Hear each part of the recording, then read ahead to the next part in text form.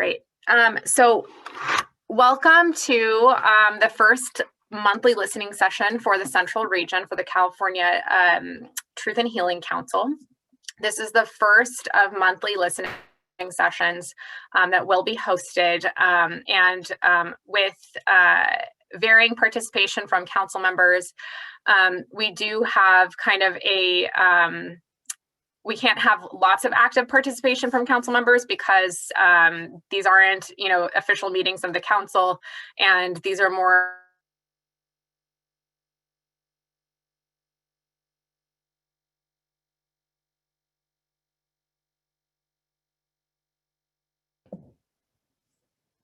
It looks like Christina's internet might be lagging. I'm going to check in with her. One moment, please bear with us.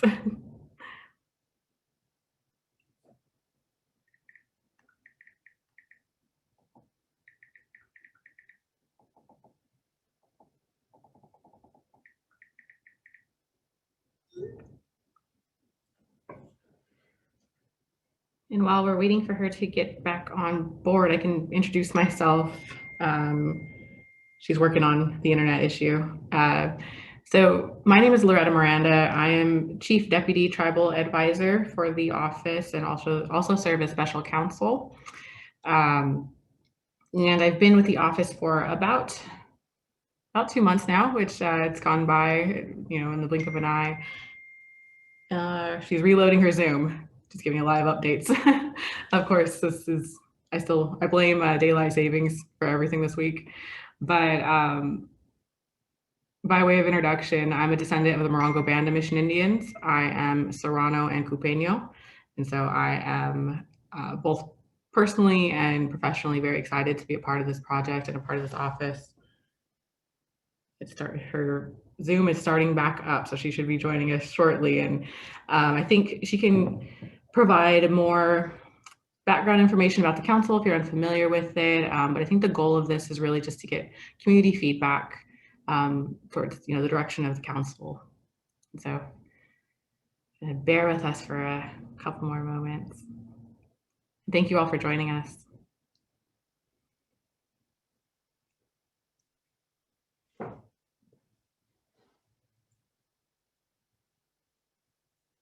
Looks like she is coming back. Sorry about that. This is the first time this has happened in like a year. So I apologize for just cutting out, and I will just pick right back up. Again, this is the first central listening session that we'll be hosting on a monthly basis via Zoom in an effort to get more community input. The schedule for this week is yesterday was the Northern region, today is Central, tomorrow is Southern, and Thursday is Eastern. How people choose to participate is based on their personal preferences. If you feel that you should be engaging in the Southern region because you live in San Diego, but maybe you are from Hoopa, that is completely acceptable. If you'd like to engage in all of the sessions, kind of a different perspective, that's acceptable as well. We will not dictate who gets to join where. The idea for keeping them regional is that once we get back into a kind of modified normal, the idea is that these would actually have an in-person component as well. And so on a monthly basis, as we go throughout the state, doing more of the consultation sessions, we would also have kind of a schedule for regional listening. I don't know if they'll be on the same day after basis, because that's a bit more of a challenge, and we may have to relook at scheduling depending on people's availability to meet in person. But this is just kind of the basic framework that we're using for now in anticipation that this could open up to regional listening sessions as well. These are open to the public. They will be taking place each month. For now, we are going to keep it hopefully on this schedule of about the third week of every month. And so we'll be trying to publish those as early as Friday, the next dates for those sessions. Given that council member availability varies on the day of the week, we are thinking of having rotating days so that next month we'll shift for Eastern will be Monday, Northern Tuesday, Central Wednesday, and Southern Thursday. But trying to keep Fridays clear, as those tend to be days for meetings for the council members, but other folks as well. Those dates are all available. I'm going to send you this link at the resources page on the website.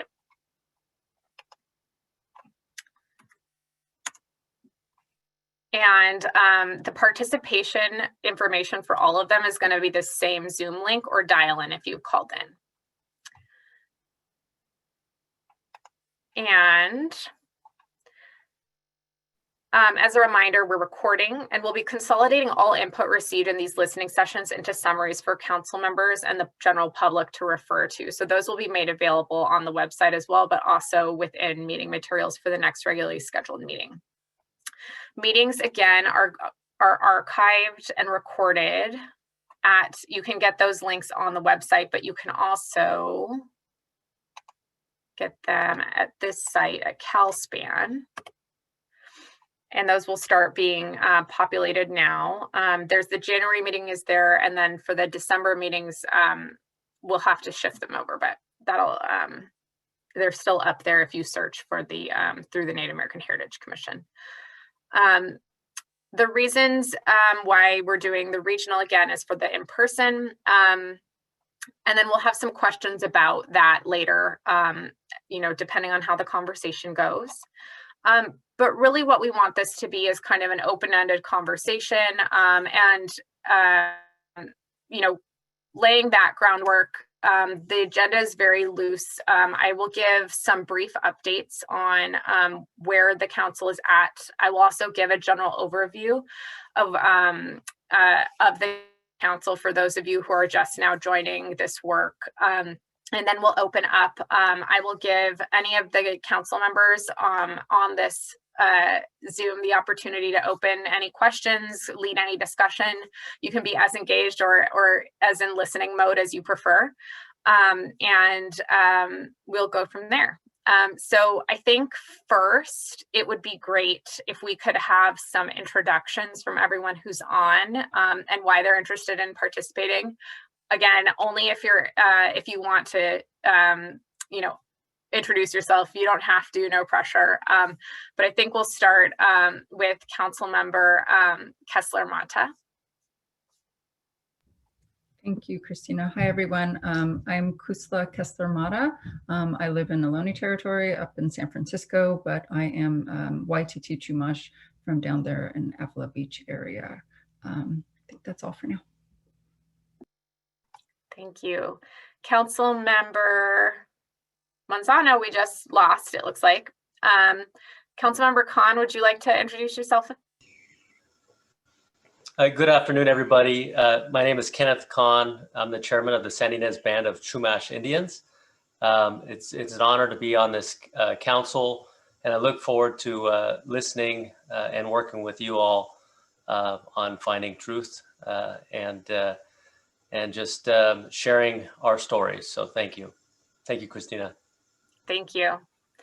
And we saw some nice coverage in the LA Times. So well done, Chairman.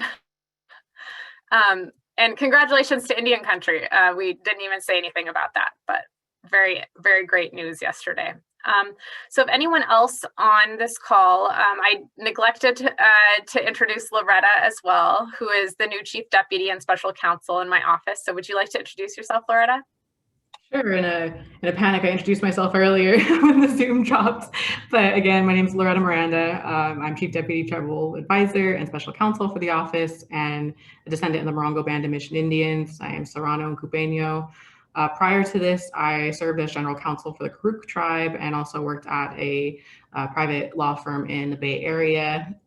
Prior to the attorney life, I worked at the Friendship House in San Francisco. It's a drug and alcohol treatment center, primarily serving Natives.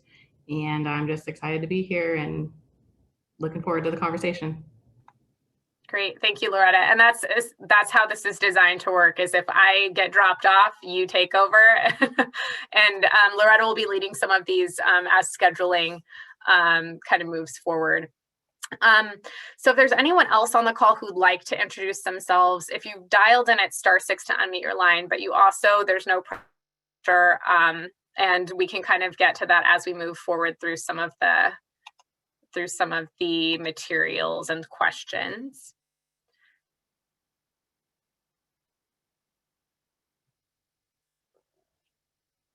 Okay, well then we're gonna just kind of move forward. And I'll just give a quick update of where the council is.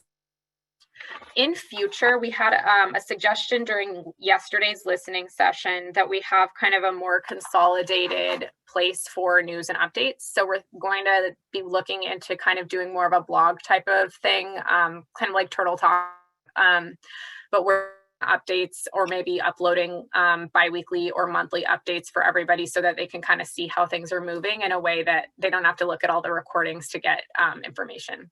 So we're going to be looking into doing that. And then, so we'll keep you posted on that. But the main update is that the council was convened in December. They met and discussed and passed a charter, which is available at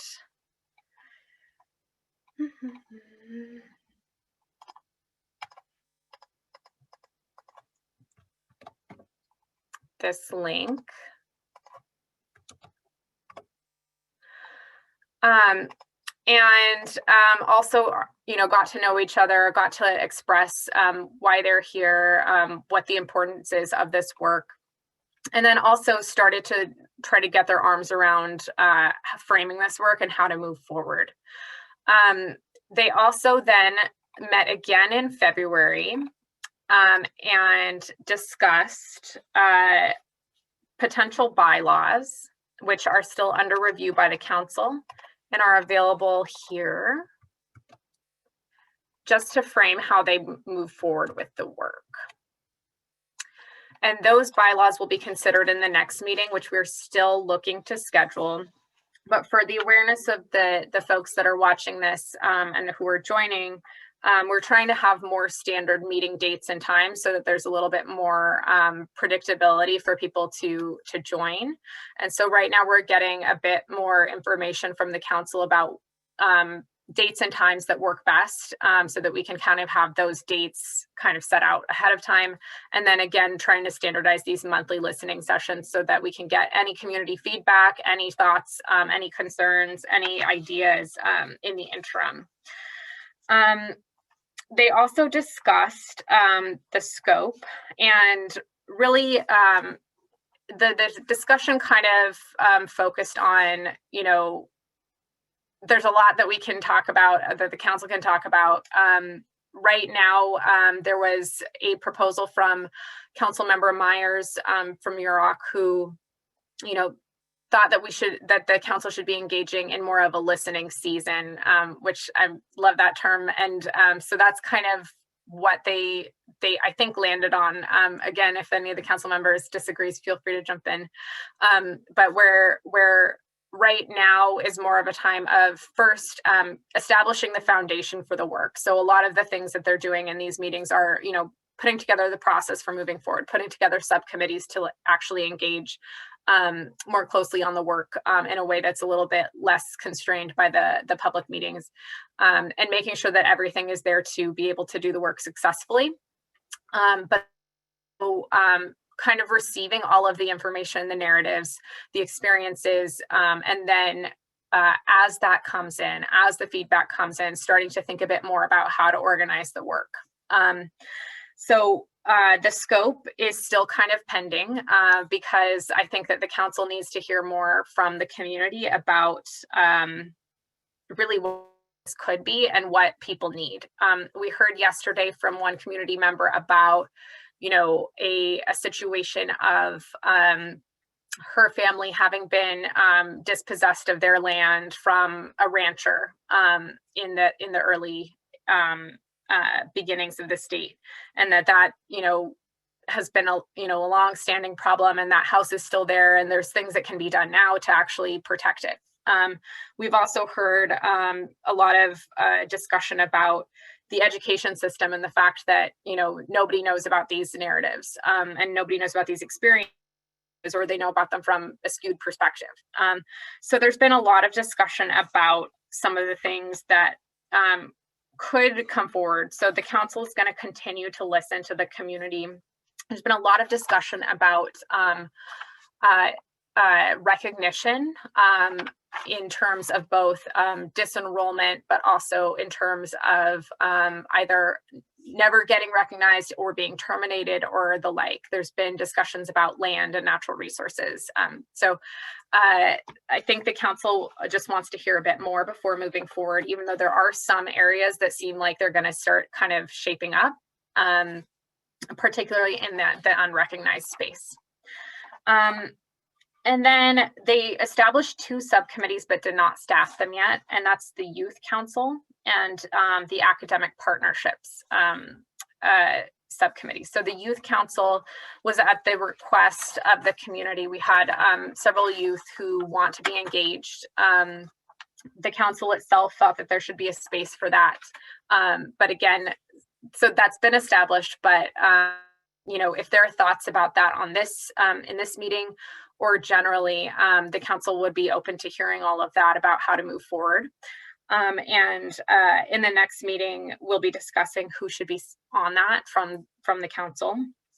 And then an academic partnership subcommittee. And that's more, we on the staff side have been approached by several academic institutions wanting to either partner with the work, or they've been doing their own work, in a similar kind of parallel lane, and want to know how they can incorporate that into this body or how they can be helpful.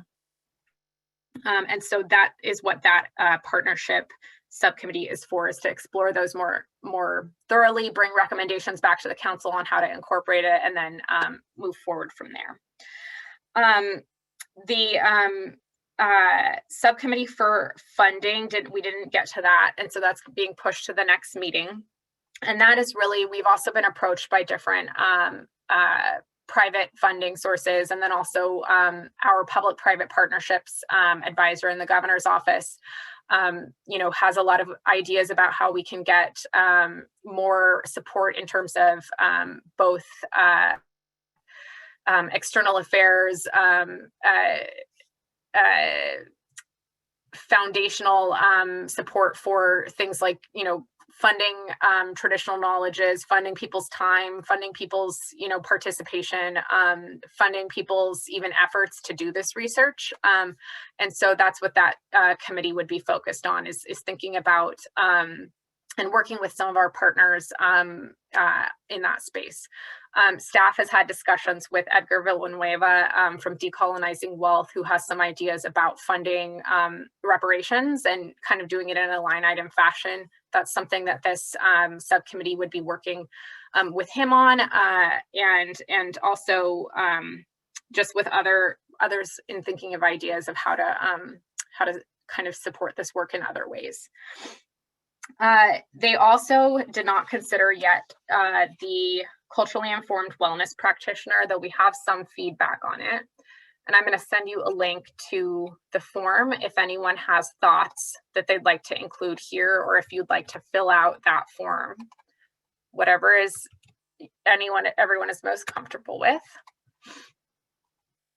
And that really asks questions about, we've included in our budget on the state side some funds to secure this kind of facilitation service, but it could be more than that. And so this is just kind of asking questions about what kind of practitioners would people be most comfortable with, what kind of tools would be most helpful for people who are engaged in this work and historical trauma. We also got some good feedback yesterday about the Native Wellness Institute, who facilitates conversations for non-Native populations wanting to help in spaces like this, and helps with the cultural competency component, but also helps with kind of facilitating how to help without kind of encroaching on a space that is meant to be primarily native. The council will consider all of that in its next meeting as well, and think about how to move forward. Again, we have some funding for it. It's just about how we kind of move forward and how to be most responsive to community needs. And that is kind of the basic overview of where the council is at right now. We're again going to have, and because there's so much kind of foundational business that needs to get situated, the council will probably be meeting more frequently than was anticipated in the charter, at least for the first 6 months to a year. So we will try to get those meeting dates solidified. Right now, again, it's via Zoom for now. But as things move forward, the council will be meeting in regional locations throughout the state. And that's in an effort to encourage local participation as well. So that's a very basic overview of where the council is at. I am going to share now an overview PowerPoint. And I know that it's a bit tedious. And so what we'll do in future listening sessions is do more of an overview kind of document so that people can have that to look at coming into the meeting to get everyone up to speed. But that does not exist yet. So we'll do the quick PowerPoint for those of you who have just who are just joining this effort now, so that you can understand what the council is, what it isn't, and what it's authorized to do, and kind of where everything is at. So I will try to speed through this so that we can get to the open items and discussion. And I'll share my screen right now.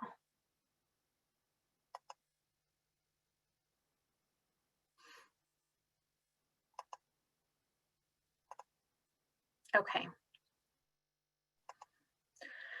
If you can't see this, say we can't see it, but I'll assume that you can. We get a lot of nodding and thumbs up on Zoom, and I can't see everyone's cameras. So the Truth and Healing Council was created under executive order by the governor. And this was the executive order that apologized for the genocide that the state committed of California Native Americans. Under the executive order, it has to be made up of representatives from California Native American tribes, but it can also include relevant state and local agencies and other relevant non-governmental stakeholders. This language was included to leave it open for the council to include others, but it's not, it's really at the direction of the council. And for those of you who did not see last meeting, the council thought about this a bit and whether or not to include non-voting members to the council at this time, but determined that they'd like to kind of gel a bit more, get used to each other, get used to how they're going to move forward before opening up a bit more. That's not to say that there aren't going to be subcommittees in the near term for broader engagement to inform the work of the council, but for now, again, they're going to just be working with each other to kind of figure out how they're going to move forward. So the council is led and convened by the tribal advisor and is limited term, or it was envisioned to be limited term, but that's something that's up for discussion if we need to extend that, given some of the constraints of COVID on the timing and all of everything that's going on in the world. But the idea is that it has a final report that's due January 2025. There's been some discussion by the council about whether to do something in statute to make it more permanent or ongoing. There's pros and cons to that, but just putting that kind of out there.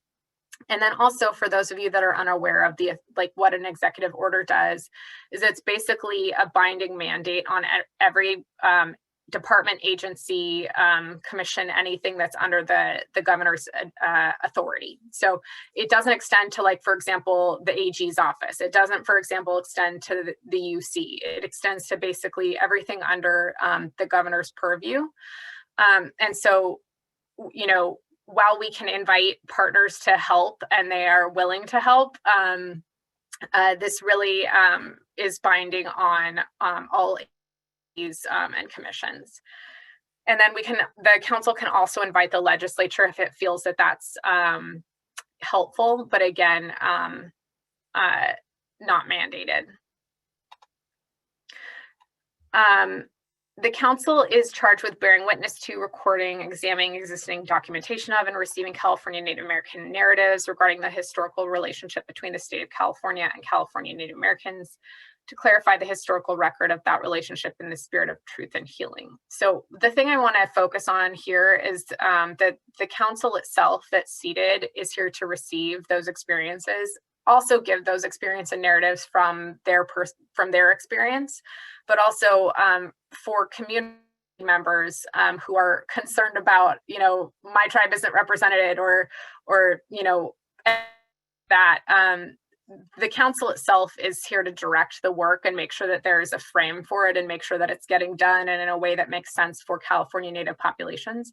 But the actual meat of the work is coming from the community. So this is very much a community-led, community-driven effort. The council is required to report annually and submit a final written report of findings on January 1st, 2025. And it aims to reflect a holistic understanding of the historical relationship between California Native Americans and the state. And I put will be modeled on similar truth and reconciliation documents, but that's actually kind of up in the air. The council can decide whether another format is more acceptable, whether another format reflects the community better and community needs better. The initial thought of having it be modeled on other international mechanisms was that that's something that's easy to uptake for other communities, but really California Native populations are so distinct, and especially US Native populations have such distinct histories, rights, responsibilities. So this really could be something that's completely unique, and the council can determine that based on community input. It can accept reparations, and so under the charter, the council can make recommendations aimed at reparation and restoration and consider how to prevent similar depredations and or policies in the future. So part of this is that, there was some discussion in the last meeting, and Councilmember Maccaro specifically mentioned that, really what this council should be thinking about in framing this work. And Councilmember Kessler too mentioned too that, this needs to be focused on the state and, what should the state be sorry for? What should the state, like the Native community understands that the state, we have a tally in our heads of what the state has done wrong. So what are those things? And then how can you link and how are those causally related to ongoing systemic problems? And what can we do to make them better? So the structure is voting members and non-voting members. There are 12 voting members that all need to be representative California Native American tribes. In addition, there are 4 alternate voting members. And so they are voting members in the event that the 12 voting members are not available. And then the non-voting members, as I mentioned, are pending the council kind of figuring out how they want to move forward and whether they do want to open it up to more membership. Of the 12, 3 are from southern, central, northern, and eastern geographical areas, and one of the 3 has to be from a non-federally recognized tribe. All voting members have to be duly elected officials or appointed designees of California Native American tribes. This is to account for the fact that sometimes there may be elected officials who are no longer elected officials, but tribe still supports them in a capacity, in a representative.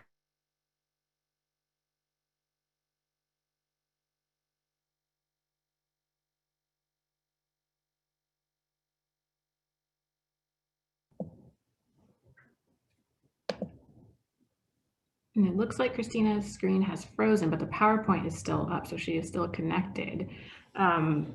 But again, going to the voting members, I think she was trying to say that this is to account for the event when an elected official is no longer elected, but still can speak in that capacity of the tribe with authorization from the tribe. I think this was to account for that.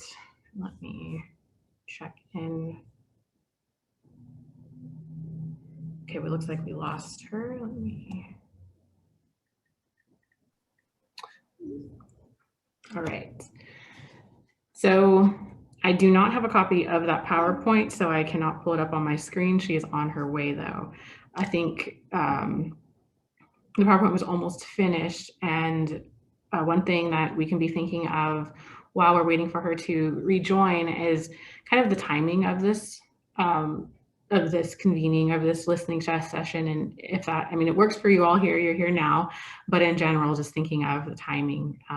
Looks like she's back. And I was giving them a heads up about the first question that we might ask, which is about timing of the meeting. Great. Thank you. I'll try to get through this so that if I drop off, you all could just kind of take the lead. And that is something for folks to think about. If this time doesn't work, we heard yesterday that this was like kind of a decent time, but if this time doesn't work, if it should be more during the lunch hour, or maybe there needs to be a weekend option, all of that is possible. So I think we just want to be responsive. Let's go back to sharing the screen.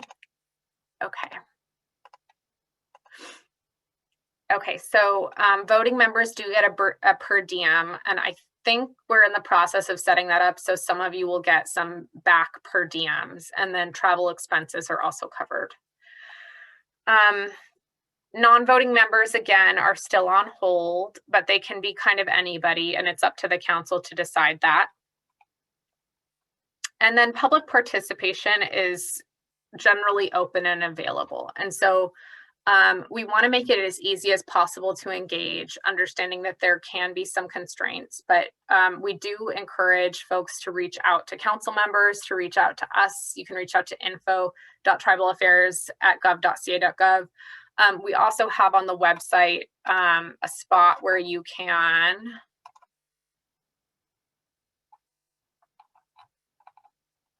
request tribal consultation.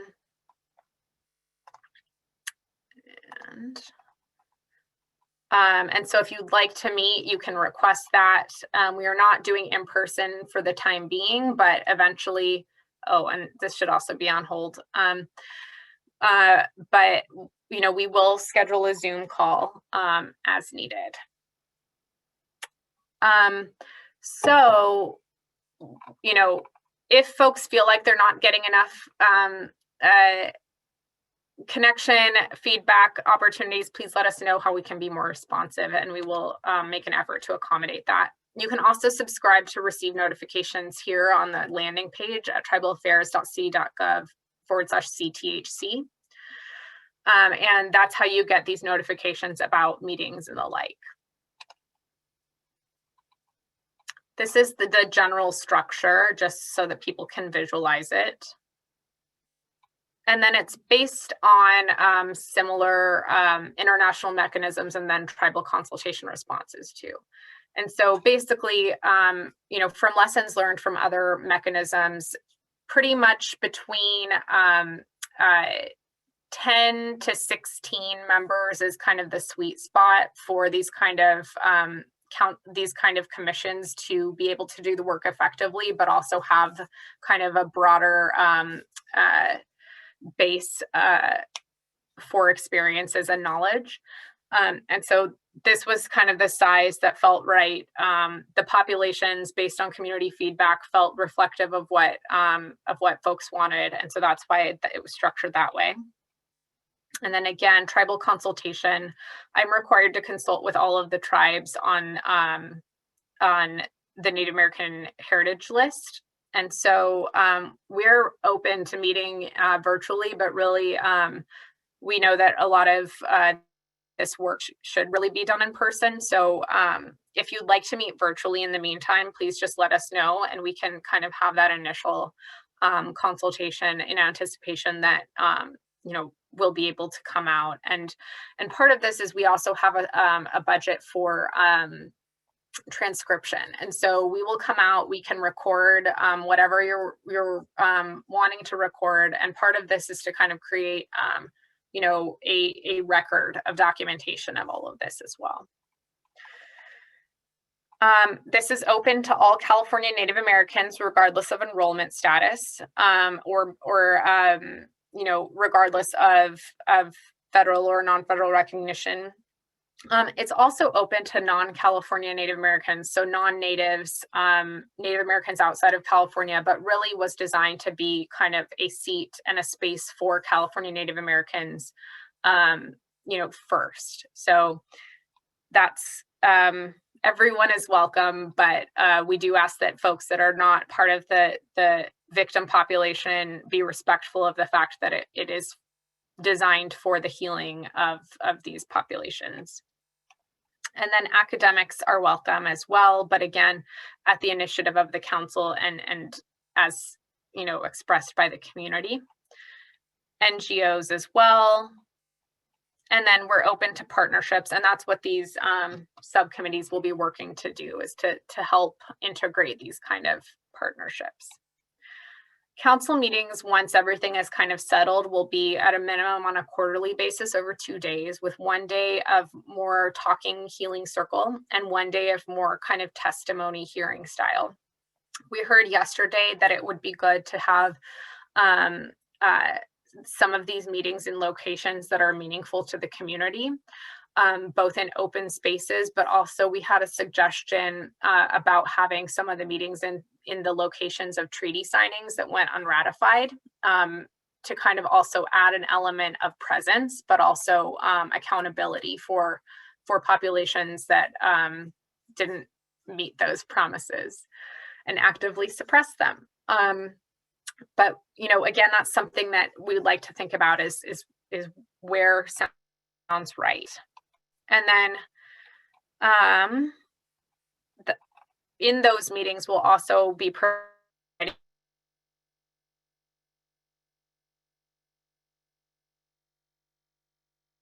about a bit more too, is what would be right for that. And do you know, great. Sorry, my connection is awful. So right now, again, via Zoom, moving forward, hopefully in person, hopefully soon. But I'm gonna, again, if folks have questions about anything I just presented, any of the updates, please feel free to ask. But I do want to turn it over if any of the council members has specific questions. I have some prepared if you don't, but want to make sure you have the opportunity if you wanted to ask anything.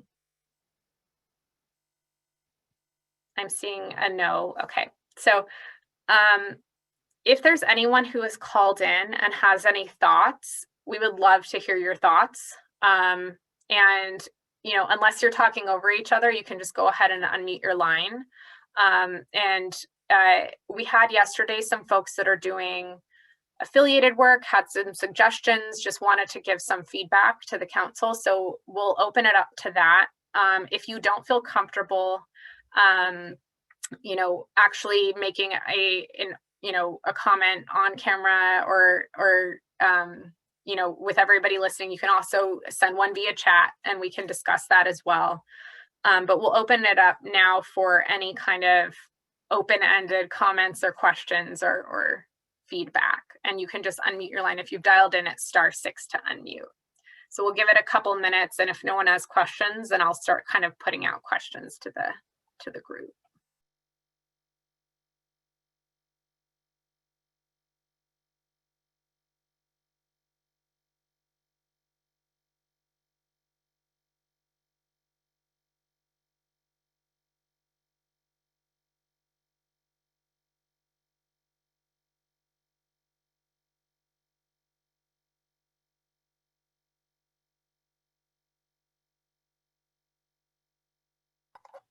Okay, then I'm going to start having some prompting questions. So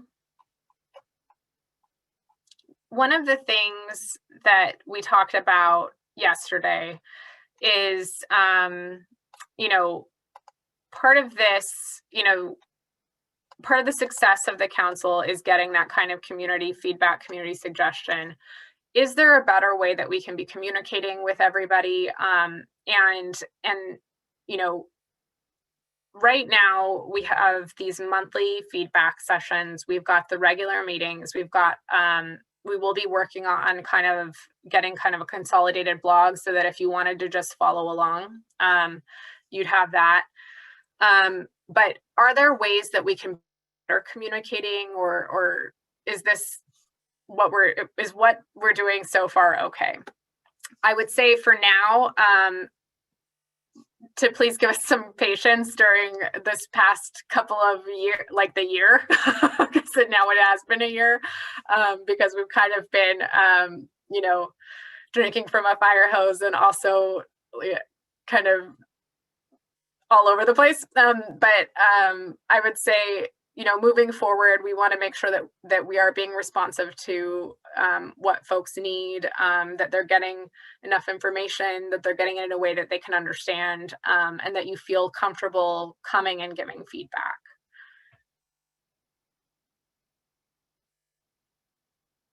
And if you'd like to put your cameras on, that would be great too.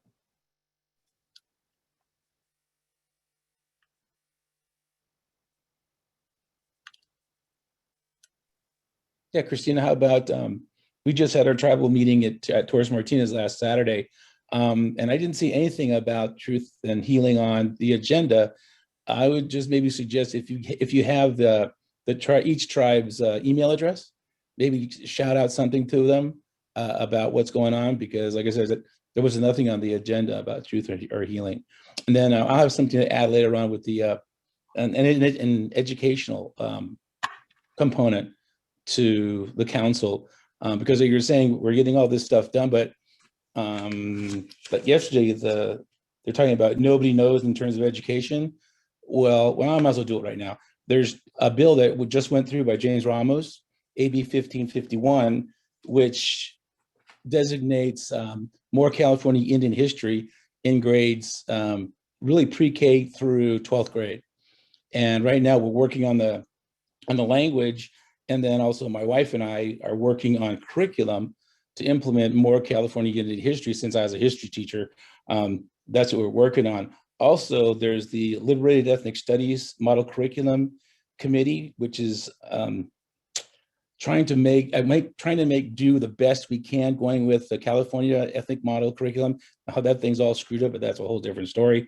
But my wife and I are writing the Native American unit for the Native American model of the 4 ethnic groups. Also, California Teachers Association and their American Indian Alaska Native Caucus is really good to go through in terms of getting the word out to California Indian educators. Again, the 2 issues that my wife and I have been working on is that we need more California Indian teachers. I mean, you can get the word out, but in my 30 or 40 years of teaching, it's really difficult for a non-Indian to empathize or understand the relationship between Native Americans, California Indians, and the history of America. You know, again, it's that whole idea that they think we're all entitled, casino money, you know, this old mascot issue that we were just settling on on. And also my wife's big issue was that we need to consolidate, where do teachers get the information? Okay, we know Chico has some, Cal State Sacramento has some, San Marcos has some, but again, within each region, we may break it up even to smaller catches of where teachers can find this information, or a storing house that a 3rd grade teacher can go and look for a community builder for American Indians. And then plus, it just came to mind now, plus who can they contact within their given region? Because we've heard some stories going through CTA that some, not necessarily Indian educators, but Indian tribal members don't want to deal with 3rd graders. They want to deal with 4th graders. I don't blame them, because I cannot do elementary for the life of me. You know, my wife is just a goddess in terms of teaching 4th grade, especially with the damn mission Indian project that they got to do. We're gradually getting rid of that. Also, you know, a lot of as it complements American Indian history, our English literature, they're talking about storytelling in the ethnic model curriculum, and that's what the lower division teachers are working on, is telling stories and putting that into pre-K, kindergarten, first, second grade, and then that's what they're working on. So as much as this council works on the truth, we need to get that truth out and the healing out. And the more non-Indians that understand where we're coming from, I think a lot better off we would be in terms, we're talking about systematic racism. Well, we as teachers, we are the system, and we perpetuate this unless we get something done. And again, that's what we're trying to do through CTA. But again, if each tribe can get together and hopefully through this council, get to understand that this is what we need, and it's all about education. And we're talking about 7 generations all the time. I mean, again, that's where, and it's more pressing for me because I have grandchildren now. And so they've got to get the idea that there's a lot more out there than just American history or California history. The Chumash and Agua Caliente Kuya band has brought forth some curriculum, and that's kind of a starting place. But again, those are just ideas that I think that we should present toward our community, especially, we can run the education gauntlet because we've been there, and it's not necessarily the guys in higher ed. They're the theoreticalists. They're the ideas. But a lot of stuff when I bring down into a classroom, it's like, I don't know if this is going to actually work. Depending on, I don't know if they field tested as much as they should. But again, that's just where we need a more connect between the Cal State and UCs and private colleges in terms of Indian education, bringing it down into the actual teachers that are in the trenches, I always like to say. But that's where we're coming from so far down here, Central California, or the Central region. There we go. Thank you. Mm-hmm.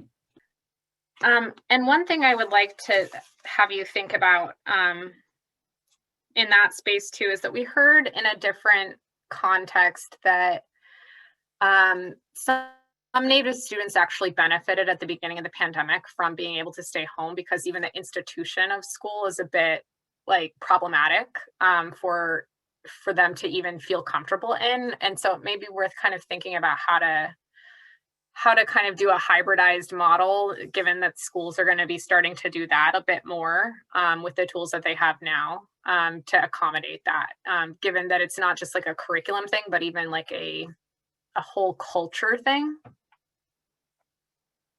Yeah, Christine, if I may also, is that on my reservation, there's a real difficult time with Wi-Fi. There's not too many hotspots. So especially the rural reservations up in Northern California may have a difficulty with that. And I know they're struggling right now. Even down here where we teach at Upland Unified School District, they've been, I think this is the second or third time they've given out laptops or iPads to the students. So again, the technology moves so fast. That's something that, a computer from 3 years ago is obsolete now. And so if you started in high school, the computer in your freshman year, by your junior year, it's obsolete. So then you got to pick up again in your senior year. And again, the funding that's coming through, I don't know if the new COVID-19 bill is adjusting to that. I think it is. I'm not too sure now on a national level, but I haven't heard anything from the governor's office yet about instilling new technology in the classroom. But a real issue that I've heard is the Wi-Fi connections. That's really not happening on reservations. But that's a good idea. I mean, we're hybriding right now down here in Upland. Thank you. And on that second piece, you're talking to the governor's office. So if there are things that you'd like us to focus on on the Wi-Fi, there's a huge investment in broadband that is in this bill, but then also is contemplated in some of the future infrastructure bills. So we'd love to have that conversation. But that also is part of this work because, broadband equity actually impacts everything and is something that this council can also be thinking about in terms of the fact that all hardline infrastructure basically hits a reservation and then goes around it and then continues. It's ridiculous. So could also be something for this council. And please stop apologizing for adding more, because that's exactly what this council wants to hear.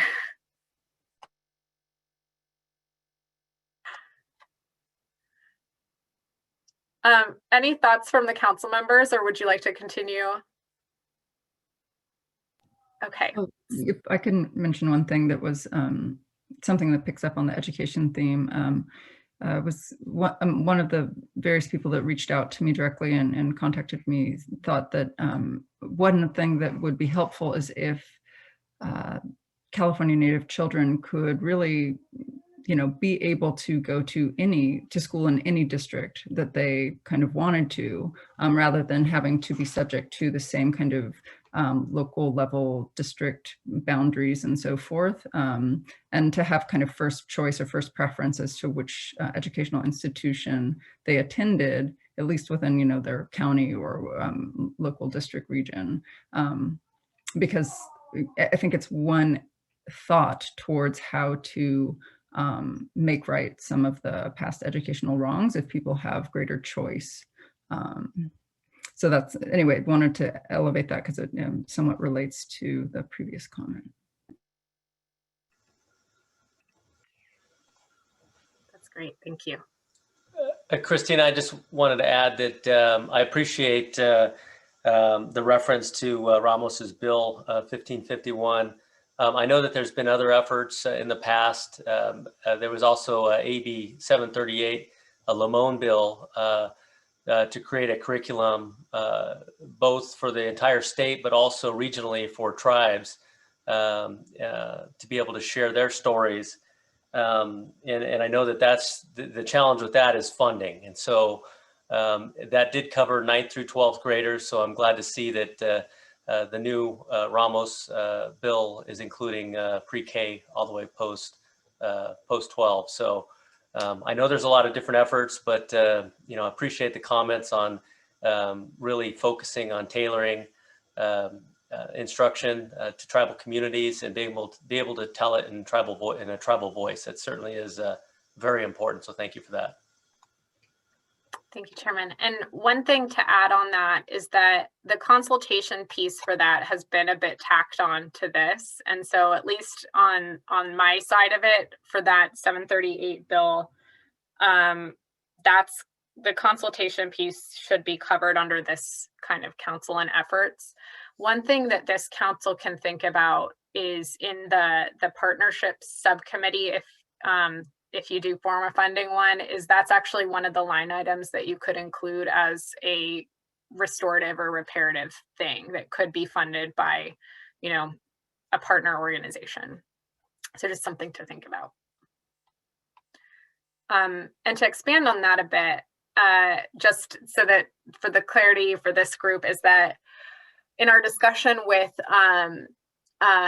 Edgar Villanueva, he was talking about that they're doing a pilot of funding reparations work. And basically the background and context of it is that a lot of subnationals and national governments that are thinking about doing this work are hesitant to do it because they see this looming dollar sign that they're going to be on the hook for.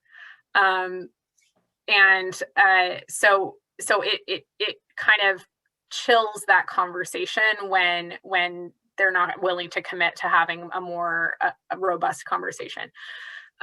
His model is that he's piloting right now, and I think that we will try to partner with him on through the subcommittee, is looking at the work and let's take the Canadian Truth and Reconciliation report as an example, looking at that report, looking at the recommendations for reparations and actually attaching a price tag to it so that people can and foundations can actually just commit to that. And so instead of having kind of an open-ended, we need to have more youth education, you say, it's going to cost this much for all California natives to have free public or not public education because that's free, but have free access to this, and this, or have their technology needs for the duration of their schooling taken covered, and then you attach a price tag, you shop it around to like Ford Foundation, to Kellogg, to everybody else,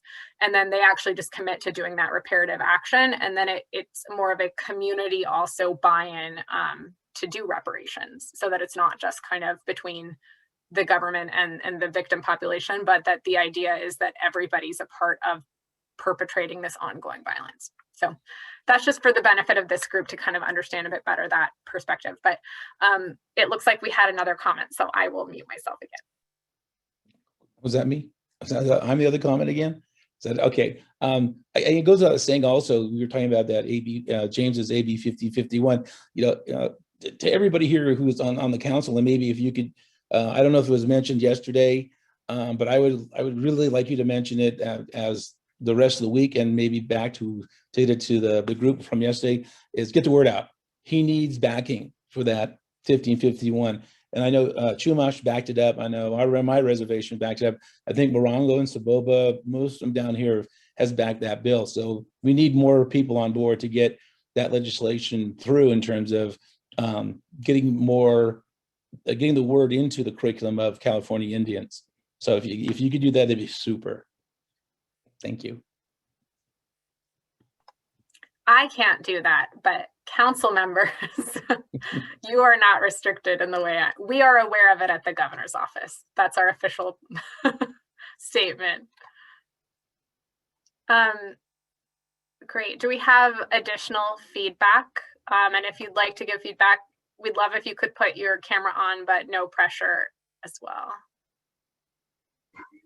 I actually have a question or some feedback.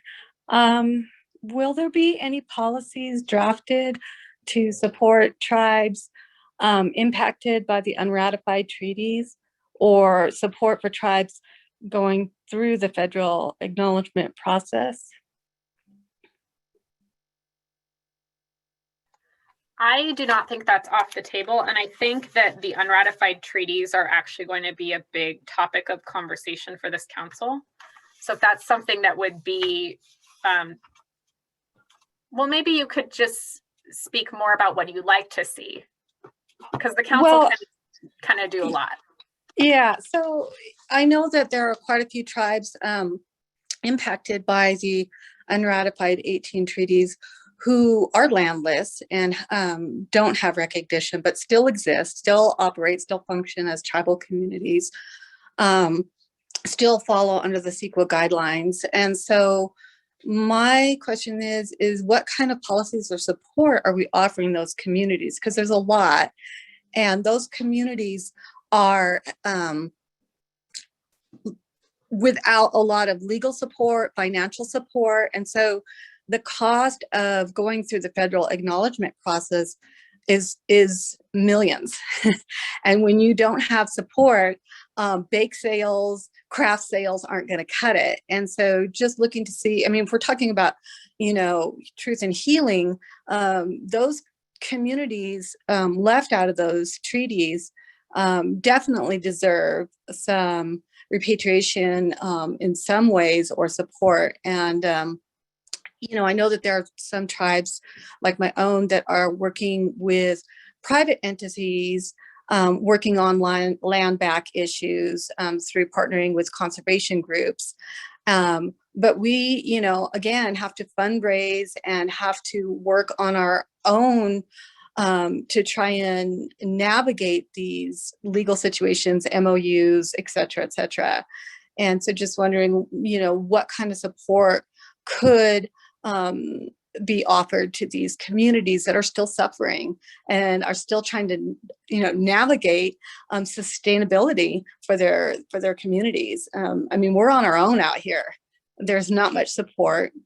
And again, like I said, the costs are exorbitant, and it's very difficult for tribes to go through the federal acknowledgement process. And in our state, we don't have an official state acknowledgement process. So that makes it difficult as well for a lot of our students to get scholarships.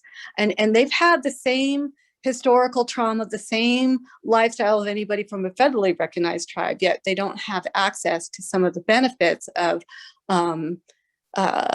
people who come from federally recognized tribes.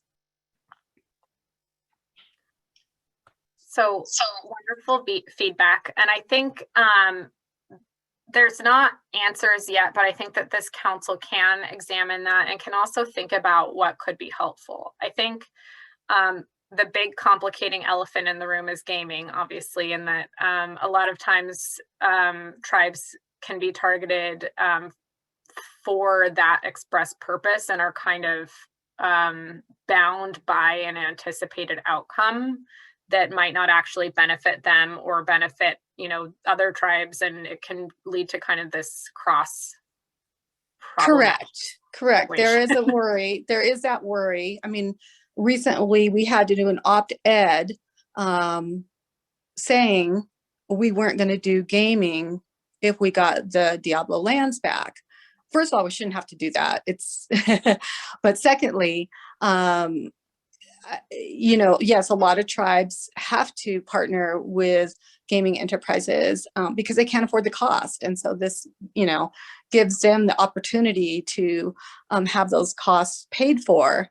Some tribes that are going through the process, they didn't necessarily want gaming operations, but that's their only option, is to partner and to get revenues so that they can afford to go through the process. Yeah, and so it may be worth this council thinking about what could be what exists already that could help, or whether there's like something that could be created that could help in the form of like a recommendation as a reparative action. Because in my view, which is a very limited view of one Native person out of lots of Native people in California, this council has a real opportunity to start trying to heal the cross trauma that we have from the structures that are basically imposed by federal government. And so if there's a way to support visibility, being seen, having rights that you should be entitled to, that can be a bit less complicated than the current structures that are forwarded by capitalism. I'll stop talking because this is going to be on the internet, but it might be worth this council considering what could be done. Thank you. I know I don't want to put you on the spot, but can we hear your perspective about Native artists and the like, as someone who makes gorgeous jewelry, but also how that can be better supported? Yeah, you know, well, actually, I'm as we're talking, I'm kind of multitasking and working on a grant to kind of bring in that intersectionality of academic research, art, and you know, restorative justice. And I'm working on some projects. I'm working on a few projects with Kara over the next couple months, and then we're trying to do some more to kind of tackle this problem from an artistic perspective. But we definitely would be interested in, you know, partnering with other agencies to create larger visibility and to kind of, I don't know, work with more the youth and how they see Indigenous futurism and land back movements. There's quite a few communities, like I said, who have recently partnered with land conservation groups as a way of getting land back. Not interested in development, but more land stewardship, bringing back land stewardship practices to communities that have been landless. And so just kind of looking at how this all fits together. I mean, it'd be nice if this organization could also support artists who are doing work in social change and social justice work and environmental justice work, because I think that the visual representation is a very strong way of capturing non-Native allies. Thank you. I appreciate that. And I think you've brought up two thoughts for the council to consider, because one is that, you know, California has the largest population of natives in general, but then also such culturally diverse tribes in general that, but you don't see that in in the public spaces. You know, you fly into Albuquerque and you know it's native land, and like the freeways look like native people. Yeah. This And is my, so- I know, I tell my husband all the time, like, you know, I want to do our version of a Pope. I want to do our version of everything that I see, you know, in the Southwest, and how the visual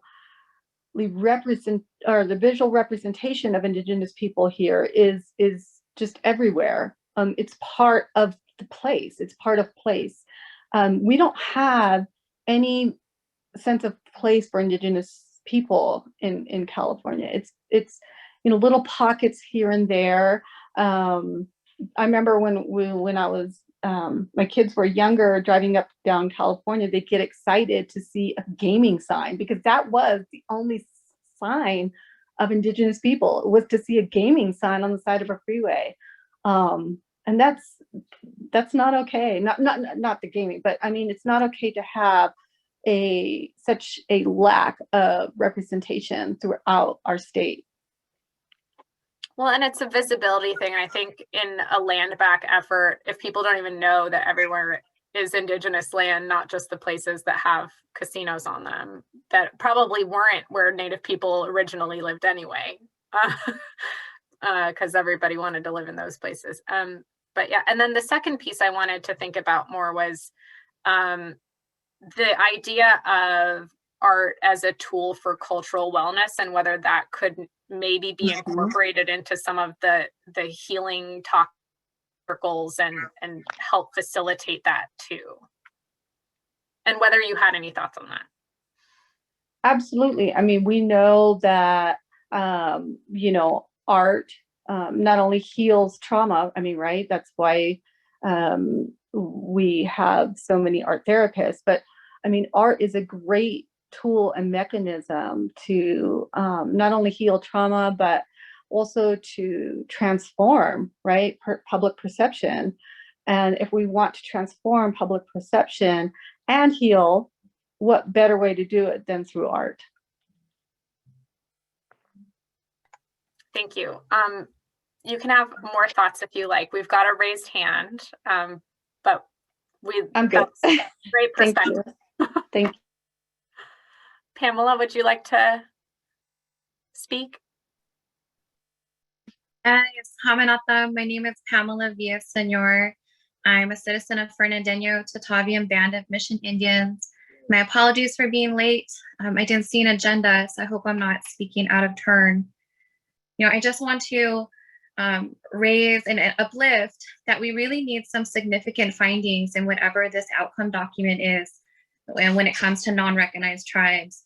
Yes, we can talk about the genocide and the destruction that happened later, but you know, some of that ongoing destruction is specifically involved with child welfare. So I'm my tribe's ICWA rep. I am one of the few ICWA reps for non-recognized tribes who do participate in court discretion ICWA cases. And I'll be on a panel next month with the Judicial Council of California to talk more about that and the type of advocacy that we're doing. But, you know, as a result of the genocide, the taking of our lands, not representing us in U.S. land claims courts, you know, for my tribe specifically, for our land grants. As a result, not having federal recognition in the contemporary era, we see a disproportionate number of our children involved in child welfare cases.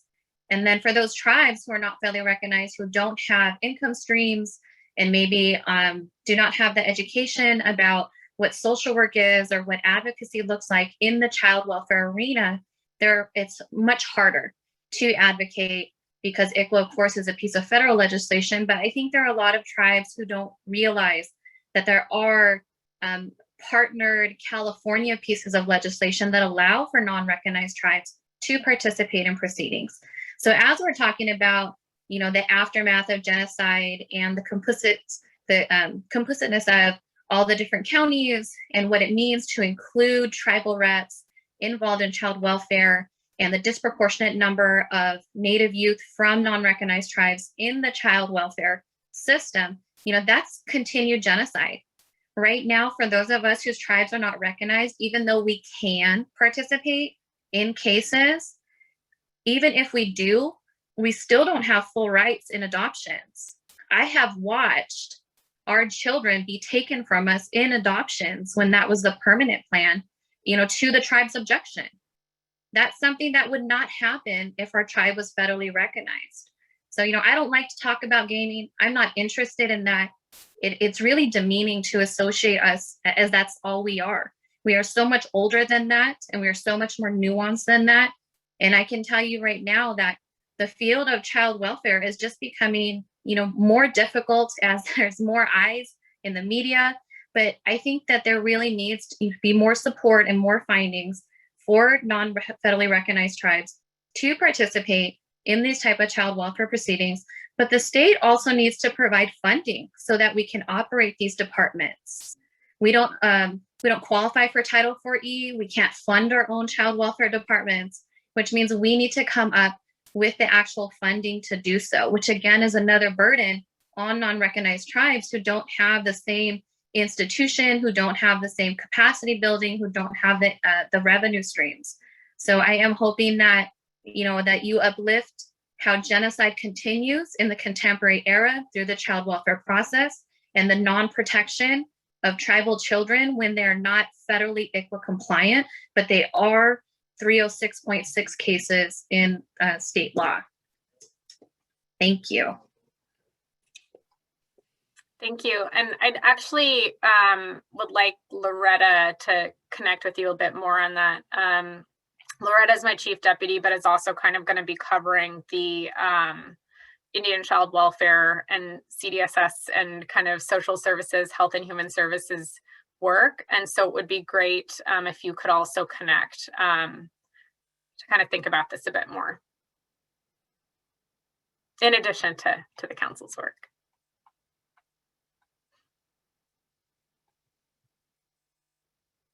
Any, let's see, the chat. Great. And, just more editorializing for me, I think too, especially in the child welfare space, turning away Native families that are receptive to bringing in Native youth and children is not what we want to do. So I think it'd be great if we could think about that a bit more. Additional comments or questions or any thoughts on the method, times, days of meetings in a post-COVID world? I know, like, at least from my perspective, that seems like impossible to think about. And yesterday we had one commenter talking about all of the wonderful places we could be meeting, and it actually made me a little bit sad. But I think that these are things that we should be thinking about. From our office, we will do some meetings at tribal locations, but understanding that this work can kind of open up some unintended emotions, thoughts, feelings. Want to know folks' ideas about where could be healing places or where the work can be done across Native and non-Native communities. Really loved the idea of locations where the treaties were signed, because that brings some of the weight to the non-Native communities. And then there was an idea about, being in significant spaces, like on the coast, out in the open, in our lands that feel right, so that we can have that healing presence. But and then also thinking about, moving forward, given that that is supposed to be a full day, would it be worth, as contemplated, it was thought to be like on a Thursday with a report out to the commission or the council on a Friday. If it makes more sense, it could be a weekend in real time. So just wanted to think about what that looks like moving forward. Or if anyone has comments, you can talk about something completely different. It's up to you.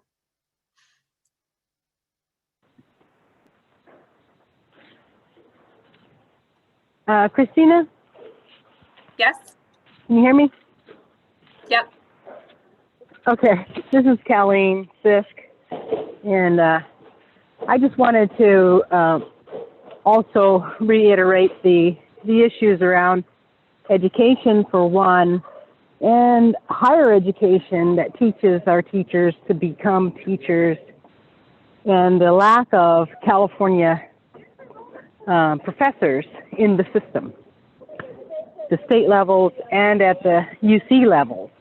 And even though you said we couldn't really do anything about the UC structure, I think that, you know, with the state being the highest number of California Indians or Indians in the U.S., and also the highest number of tribes that are located in any one state, that some attention should be given to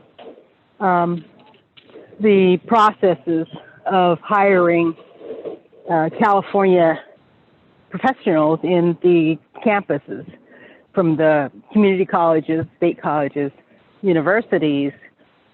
We are very lacking, although we do have California Indian graduates out of there that could be hired, but instead things turn over and we get folks that, you know, try their best, but they're not really understanding what the conditions here are in California, with all of the complications, like the last speaker talked about, the unrecognized tribes, which happened in the 80s, as late as the 80s, that, you know, we were recipients of the California judgment case, and somehow that fell through the cracks. And now everybody's spending all their time and all their money on trying to get recognized when we already had everything that they're offering. We already had that, and how we lost it is still not clear. And that's one of the harms and the hurts that, you know, where truth and reconciliation really need to start, because unrecognized tribes and disenrolled members are doing without any representation or any assistance to continue tribal ways or tribal cultures and have rights that all other California Indians have. So there is some issues, and I was thinking, you know, the tribal budget, or the BIA budget overall for the United States, includes quite a bit of funding for Native Hawaii, the Native Hawaiians. And I was thinking we should have that status that Native Hawaiians have, because they don't require them to be federally recognized tribes, and yet there's a budget for them, you know, and we should have that same opportunity and right. They have the budgets and they have the rights as Native Hawaiians, but the unrecognized tribes don't really have that.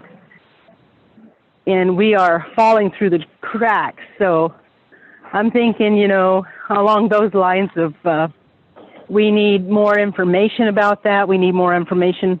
You know, we need to discover what can be done short of this recognition process that seems to be a black hole. You know, people not being successful for like 40 years or better. They're going on. They still will not recognize, not for the lack of trying. So if things are going to change, you know, it is the education system that we have to maneuver and get California Indians in positions to educate other people, to educate our kids. And at the same time, we need to change the rights society to include the unrecognized people.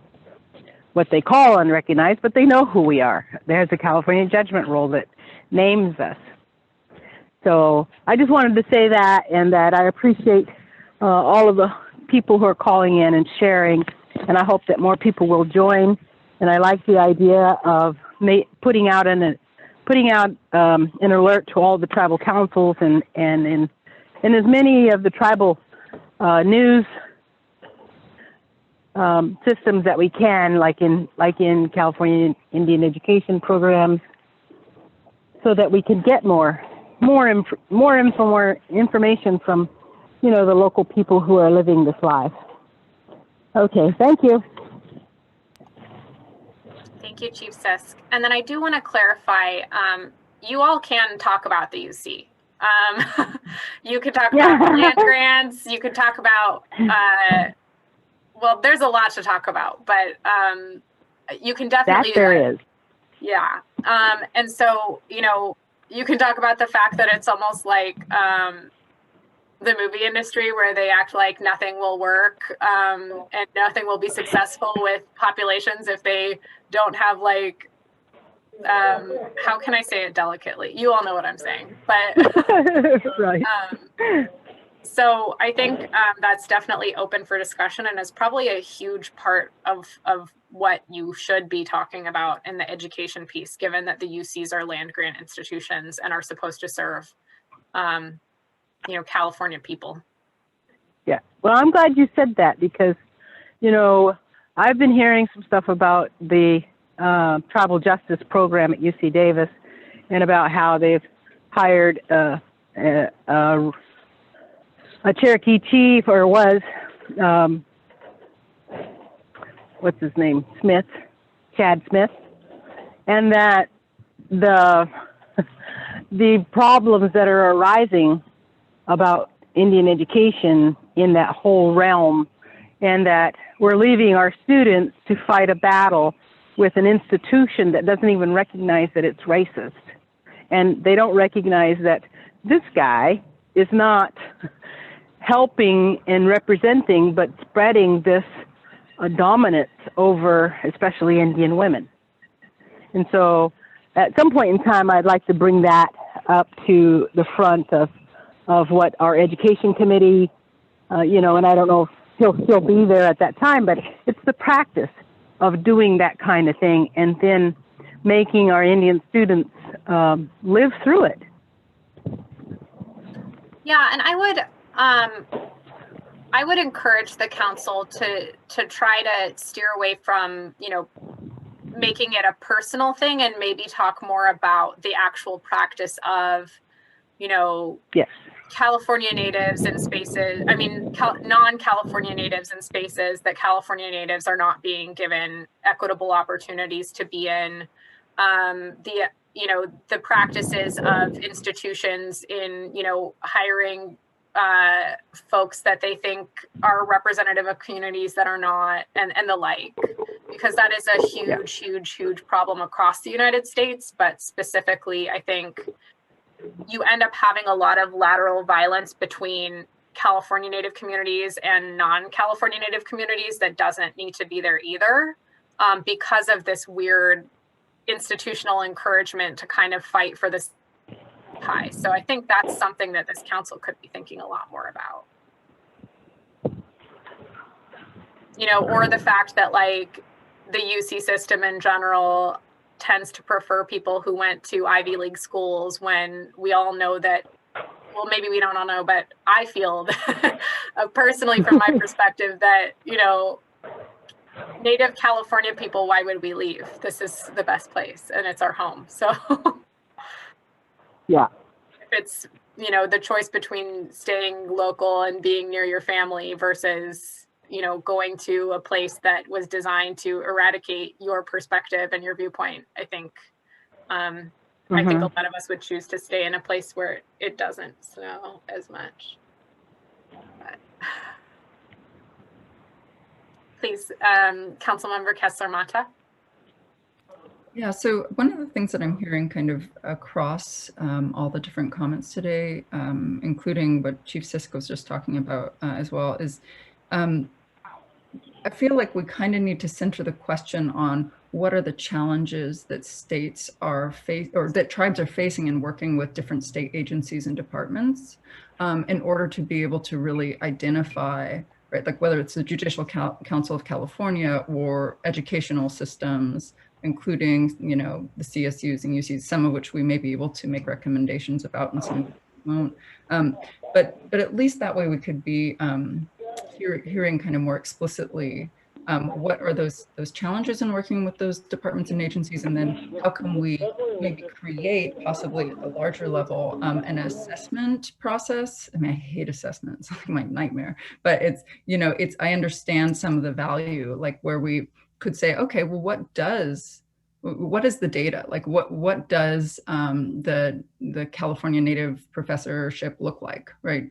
In the CSUs and the UCs, or, you know, where are our Native students going to school, right, in the public school districts, and what are the challenges they're facing there, right? So we can start, and specifically with like the Judicial Council, because someone from there had reached out to me as well.